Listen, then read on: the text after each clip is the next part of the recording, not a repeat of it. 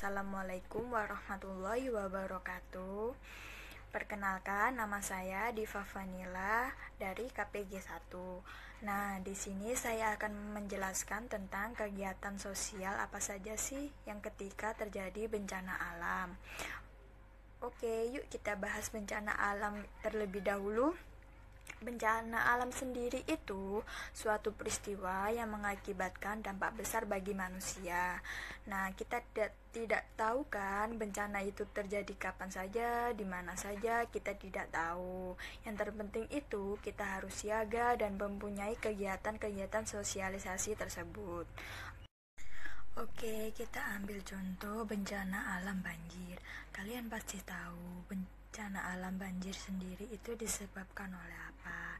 Nah, misalnya musim hujan nih.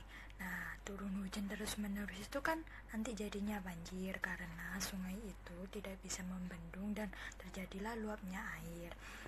Nah, kegiatan sosial yang harus dilakukan itu mempunyai rasa empati terhadap masyarakat sekitar, seperti memberikan bahan pokok, pakaian, ataupun uang. Mudahkan cara kita untuk bersosialisasi. Yuk, sebagai muda-mudi Indonesia, tingkatkan lagi rasa sosialisasinya. Dan banyak juga manfaat untuk bersosialisasi. Misalnya kita juga menjalin silaturahmi sesama warga. Nah, tak hanya bersosialisasi saja, kita juga harus memikirkan cara penanggulangannya. Seperti halnya banjir, di situ kita bisa bantu warga sekitar yang terkena banjir. Misalnya di rumahnya itu kotor karena banjir. Nah, kita bisa bantu-bantu bersihkan, kita bisa bantu-bantu yang lainnya. Kalian juga bisa melakukan sosialisasi di rumah maupun di sekolah dengan bencana alam yang sama, yaitu banjir. Kita bisa melakukan dengan membersihkan selokan. Yang tadinya selokan tersebut banyaknya sampah karena sengaja atau ketidaksengajaan seseorang dengan membuang sampah sembarangan, terjadilah penyebabnya yaitu banjir. Nah, adapun juga tujuan-tujuan dari sosialisasi adalah tujuan yang pertama adalah memberikan keterampilan kepada seseorang untuk dapat hidup di masyarakat ataupun bermasyarakat.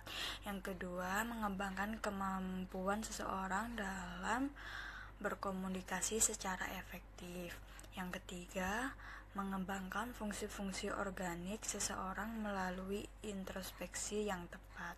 Dan yang keempat, menanamkan nilai-nilai dan kepercayaan kepada seseorang yang mempunyai tugas pokok dalam masyarakat. Itu tadi sekilas tentang sosialisasi. Dari tujuan sosialisasi sendiri itu seperti apa, sosialisasi terhadap banjir itu seperti apa. Nah, di sini saya akan bercerita sedikit tentang banjir. Jadi, banjir itu juga memiliki dampak terhadap masyarakat. Dampak negatifnya ya, nah, masyarakat tidak bisa mencari nafkah, baik swasta, wira swasta, ataupun perdagangan.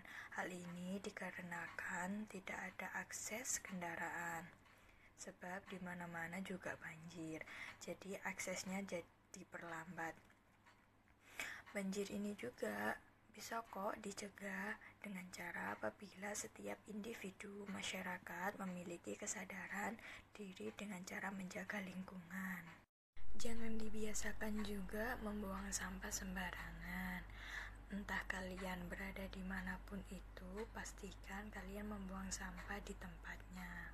Pasti ada toh tempat sampah di mana-mana, di lokasi ini, di lokasi itu, di lokasi sana juga pasti ada toh. Nah, kalau kalian buang sampah sembarangan, apalagi buang sampahnya di selokan, itu nanti akan menyebabkan banjir. Karena apa? Selokan kalau terus-terusan numpuk sampah, jadi aliran airnya tidak berjalan lancar, terhambat, meluapnya air, akhirnya meluap ke jalanan dan menyebabkan banjir.